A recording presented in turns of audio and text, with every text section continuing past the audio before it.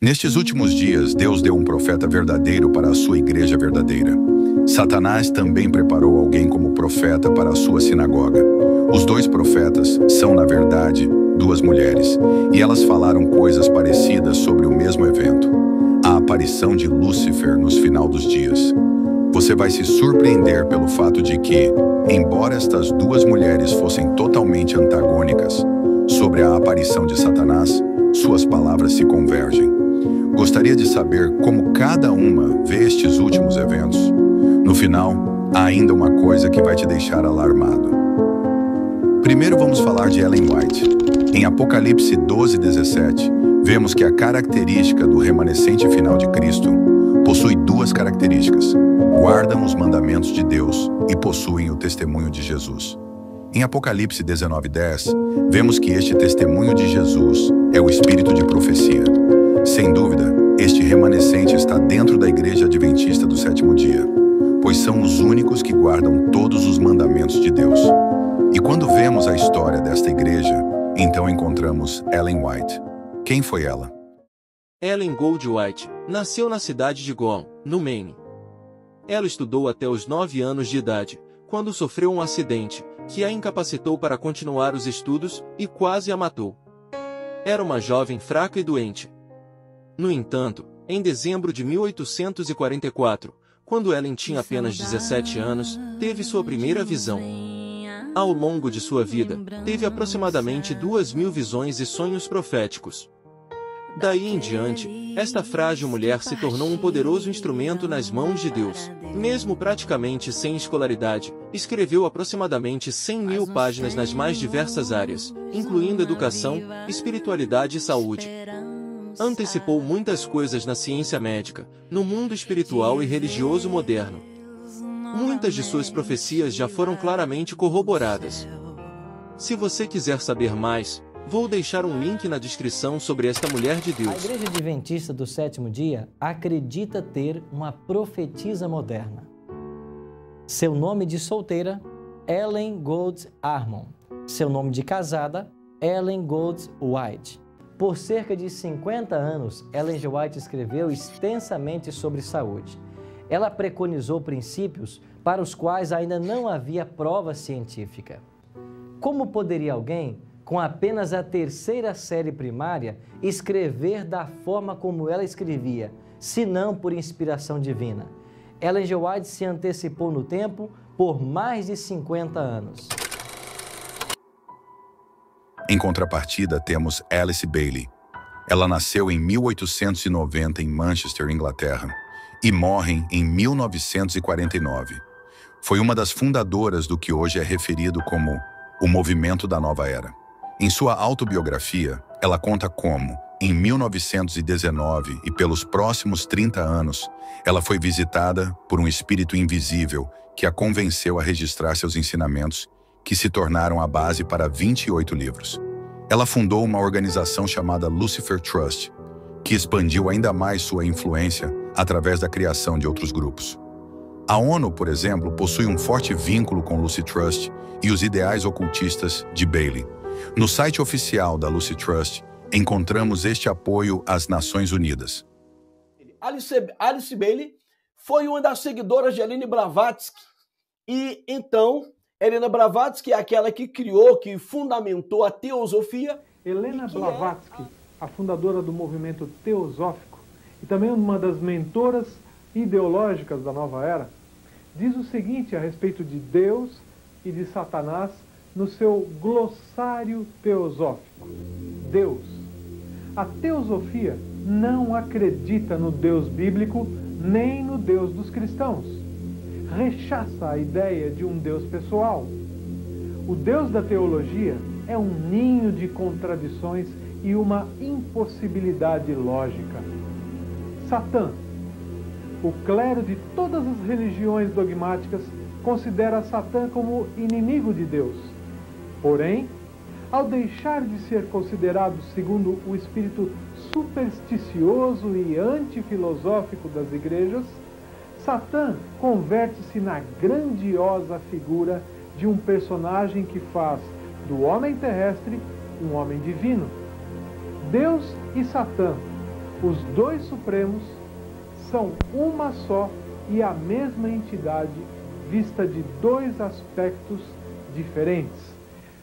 Veja a próxima citação do livro Orthodoxy and the Kingdom of Satan. Mas enquanto podemos ver claramente como Bailey forneceu o modelo de como a cultura ocidental se desenvolveu desde 1945, vamos também confirmar como não são apenas as ideias dela que estão no coração da ONU, mas veja até que ponto suas organizações têm influência nas reuniões dos delegados da ONU. A Lucifer Publishing Company foi criada por Bailey em 1920, mas como o nome revelava um pouco sobre suas intenções, foi mudado em 1922 para o Lucis Trust. Hoje a Lucis Trust serve como consultoria para as Nações Unidas. Esta posição dá aos seus representantes um assento nas sessões semanais, proporcionando influência direta nos membros da ONU e a direção que a ONU move. Mas a Lucis Trust não tem influência apenas através de sua posição na ONU. Seus administradores incluíram John Rockefeller, Thomas Watson, ex-embaixador dos Estados Unidos, Henry Kissinger e vários membros do Conselho de Relações Exteriores dos Estados Unidos da América. O Banco de Windsor foi reconhecido no passado como um contribuinte ao Lucis Trust, mas os detalhes foram removidos de seu site. O ex-secretário-geral adjunto da ONU e ganhador do Prêmio Unesco pela Educação para a Paz, Robert Miller, estabeleceu escolas que ele declarou abertamente estão enraizadas nos ensinamentos de Alice Bailey. Isso é típico da Lucis Trust, que reconhece a importância de direcionar as crianças para a propagação de suas ideias. Eles estão bem conscientes da importância de jogar o jogo a longo prazo. A Organização das Nações Unidas está totalmente ligada a Alice Bailey. Para você ter noção de como os princípios desta profetisa de Satanás estão em voga no mundo, dê uma olhada nas metas que ela deixou, escrita em uma de suas cartas. 1. Tirar Deus e a oração do sistema educacional. 2. Reduzir a autoridade dos pais sobre os filhos. 3. Destruir família tradicional. 4. Facilitar o aborto e torná-lo legal. 5. Facilitar o divórcio e mudar mentalidade de casamento vitalício. 6. Promover homossexualidade. 7. Rebaixar a arte. 8. Usar mídia para controlar mentalidades. 9. Criar um movimento interreligioso. 10. Fazer com que a igreja e o governo endosse estas mudanças. Enfim, agora que vimos brevemente quem é Alice Bailey e Ellen White, vamos ver o que estas duas falaram sobre a aparição de Satanás a esta terra e veremos como seus escritos se convergem. Primeiro, devemos ter em mente que o que para Ellen White será a personificação de Satanás como Jesus, ou seja, a manifestação do anticristo. Para Alice Bailey, será o próprio Cristo. O que devemos ter em mente é que quando Bailey fala de Cristo, nós devemos entender como sendo Satanás. Alice Bailey escreveu um livro chamado O Reaparecimento de Cristo. Neste livro ela escreve como será a vinda do que ela chama de Cristo. Veja só. Seu reaparecimento e seu consequente trabalho não podem estar confinados a uma pequena localidade ou território desconhecido para a grande maioria, como sucedeu em sua anterior aparição. O rádio, a imprensa e a difusão de notícias farão com que sua vinda seja diferente da de qualquer outro mensageiro que lhe precedeu. Os rápidos sistemas atuais de transporte permitirão que as multidões cheguem a ele, pela televisão. Seu rosto chegará a ser familiar a todos e, em verdade, todos os olhos o verão. Ela demonstra que Satanás virá não em um grande evento glorioso nas nuvens do céu, onde de fato todo olho o verá. Vemos claramente que este é o anticristo, porque o próprio Jesus nos disse, porque hão de surgir falsos cristos e falsos profetas, e farão tão grandes sinais e maravilhas, que se possível fora, enganariam até os eleitos. Portanto, se vos disserem, eis que ele está no deserto, não saiais. Eis que ele está no esconderijo secreto, não acrediteis. Assim como o relâmpago sai do oriente e brilha até o ocidente, assim também será a vinda do Filho do Homem. Mateus 24, 25 ao 27. E então aparecerá no céu o sinal do Filho do Homem, e todas as tribos da terra se lamentarão, e eles verão o Filho do Homem vindo nas nuvens do céu, com poder e grande glória. E ele enviará os seus anjos com grande som de trombeta, e eles ajuntarão os seus eleitos desde os quatro ventos, de uma extremidade do céu à outra. Mateus 24, 31. A vinda de Cristo será um evento glorioso e mundial. sem restrições geográficas. Ellen White nos dá uma informação muito preciosa. Não será permitido a Satanás imitar a forma do advento de Cristo. Como ato culminante no grande drama do engano, o próprio Satanás personificará Cristo. Em várias partes da terra, Satanás se manifestará entre as pessoas como um ser majestoso, com brilho deslumbrante, assemelhando-se à descrição do Filho de Deus dada por João em Apocalipse. A glória que o cerca não será excedida por coisa alguma que os olhos mortais já tenham contemplado. Ressoará nos ares a aclamação de triunfo. Cristo veio! Cristo veio! O povo se prostrará em adoração, enquanto ele erguerá as mãos e pronunciará uma bênção, assim como Cristo abençoava seus discípulos quando esteve aqui na terra. Sua voz será meiga e branda, cheia de melodia. Em tom manso e compassivo apresentará algumas das mesmas verdades celestiais e cheias de graça que o Salvador proferia, curará as doenças do povo e, em seu pretenso caráter de Cristo, alegará ter mudado o sábado para o domingo, ordenando a todos que santifiquem o dia que ele abençoou. Segundo Alice Bailey, o que precisa acontecer no mundo para que Cristo venha? Ela, a reaparição de Cristo, virá como um reconhecimento do poder na liderança, através de mudanças dinâmicas, nos assuntos do mundo, e através da ação tomada pelas massas do povo a partir das profundezas de sua própria consciência. Ela disse que Cristo virá a partir de mudanças ocasionadas no cenário mundial por meio das massas. Em outras palavras, haverá movimentação dos povos para a chegada do Anticristo. Ellen White responde quais serão essas movimentações. Elas serão em prol de pisar a lei do Deus eterno. Estará relacionado ao decreto dominical. Quando o protestantismo estender os braços através do abismo, a fim de dar uma das mãos ao poder romano e a outra ao espiritismo, quando por influência dessa tríplice aliança a América do Norte for induzida a repudiar todos os princípios de sua Constituição, que fizeram dela um governo protestante e republicano, e adotar medidas para a propagação dos erros e falsidades do papado, podemos saber que é chegado o tempo das operações maravilhosas de Satanás e que o fim está próximo. Elas serão em prol de pisar a lei do Deus eterno. Estará relacionado ao decreto dominical. Alice Bailey diz que seu Cristo virá em resposta de um apelo. Ellen White diz que Satanás virá em resposta também a um apelo.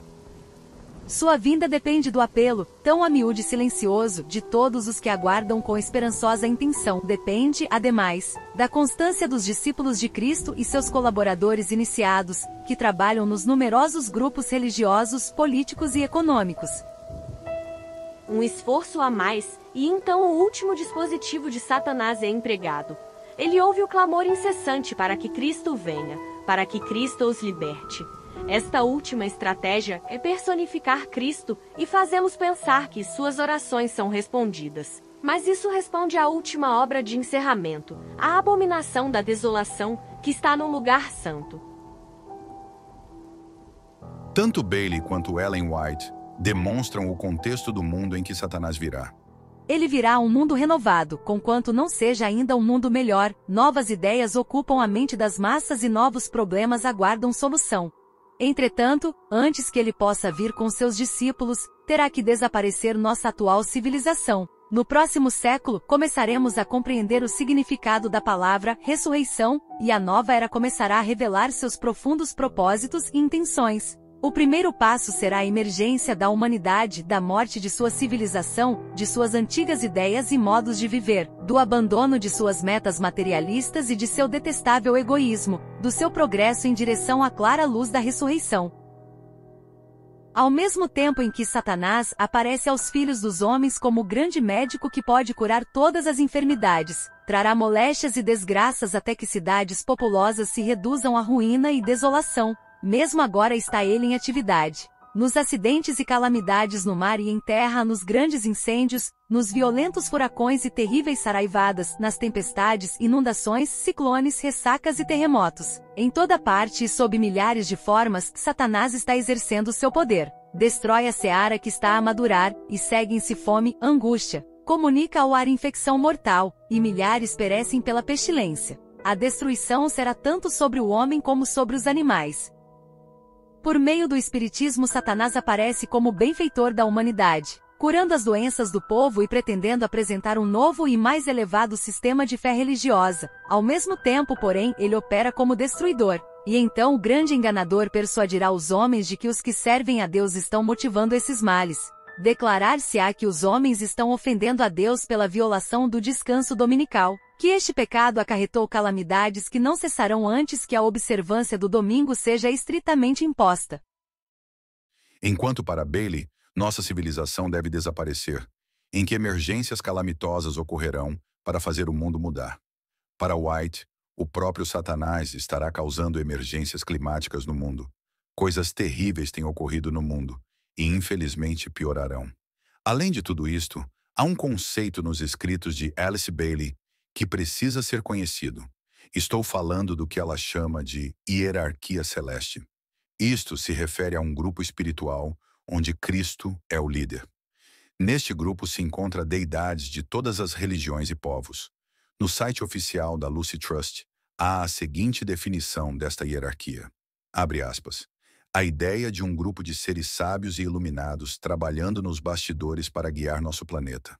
O grupo tem sido conhecido por muitos nomes, incluindo a hierarquia espiritual, os mestres da sabedoria, os irmãos mais velhos. Em tempos de crise nos assuntos humanos, grandes mestres emergiram da hierarquia para o mundo do tempo e do espaço. Estes incluíram Sócrates, Krishna, Maomé, o Buda e o Cristo. Alice Bailey diz que haverá uma exteriorização da hierarquia. Aqui está mais um conceito dela. O que isso significa?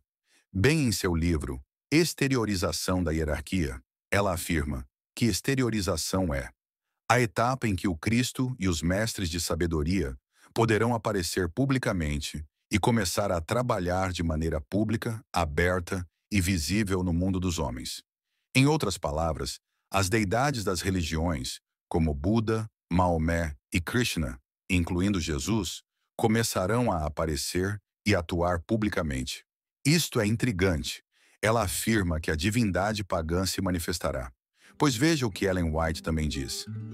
À medida que nos aproximamos do fim dos tempos, haverá um desfile externo cada vez maior do poder pagão. As divindades pagãs manifestarão seu poder de sinal e se exibirão diante das cidades do mundo. E essa delimitação já começou a ser cumprida. Os dias estão se aproximando rapidamente, quando haverá grande perplexidade e confusão. Satanás, vestido com vestes de anjos, enganará, se possível, os próprios eleitos. Haverá muitos deuses e muitos senhores. Todo o vento de doutrina estará soprando. Interessantemente, Alice Bailey nos dá uma data em que nos indica a proximidade do aparecimento desta exteriorização da hierarquia, ou seja, do aparecimento de Satanás. Eia o que Bailey descreve no livro A Exteriorização da Hierarquia.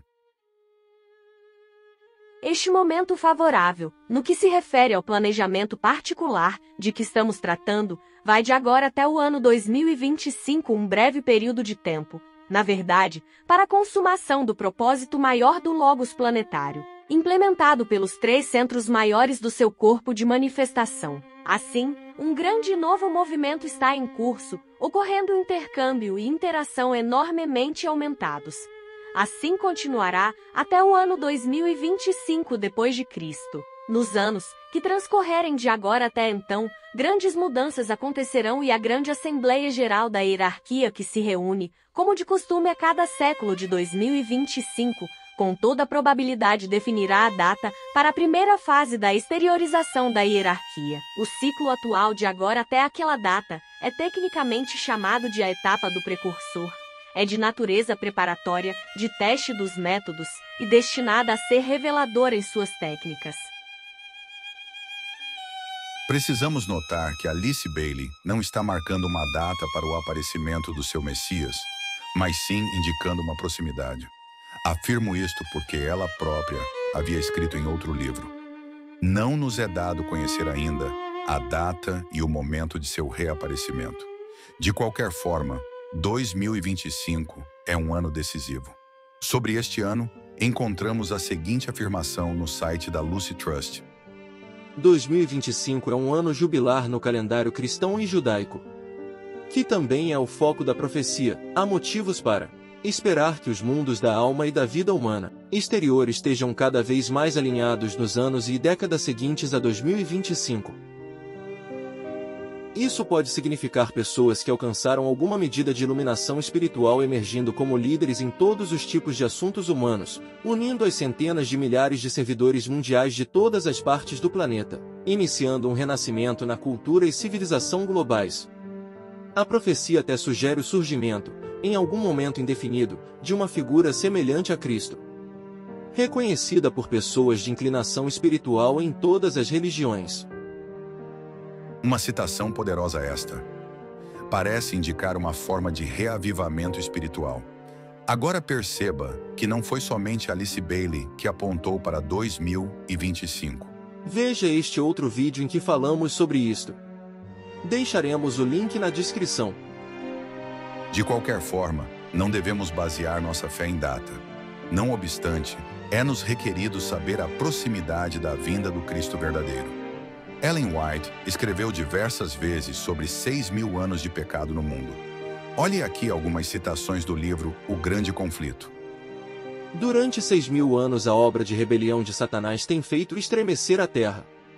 Está para sempre terminada a obra de ruína de Satanás. Durante 6.000 anos efetuou a sua vontade, enchendo a terra de miséria e causando pesar por todo o universo. O grande conflito entre Cristo e Satanás, que tem prosseguido durante quase 6.000 anos, logo deve terminar. Bem, é muito coerente pensarmos que o 7º milênio será o milênio de descanso no céu, que vemos em Apocalipse 20. Mas será que seria possível saber quando estaria perto de terminar estes 6.000 anos? É certo que sim.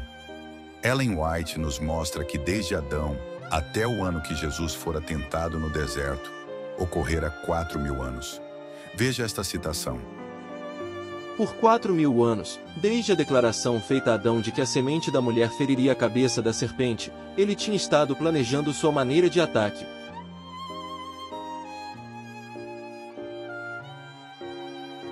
Cristo, no deserto da tentação, ficou no lugar de Adão para suportar a prova que ele deixou de resistir. Aqui, Cristo venceu em favor do pecador. 4.000 anos após Adão dar as costas à luz de seu lar. Isto se deu no ano 27, depois de Cristo. Assim sendo, os 6.000 anos se daria no ano de 2027. Bem, um jubileu está prestes a começar. Você está preparado? Está fundamentado na rocha o bastante para suportar ao brilho de Satanás e não se curvar perante ele? Está preparado para não transgredir a lei de Deus na última cena deste drama milenar? Que Deus te guarde e te ajude. Compartilhe com as pessoas este vídeo para que outros possam se despertar. Não deixe de dar o like, pois isto também ajuda muito.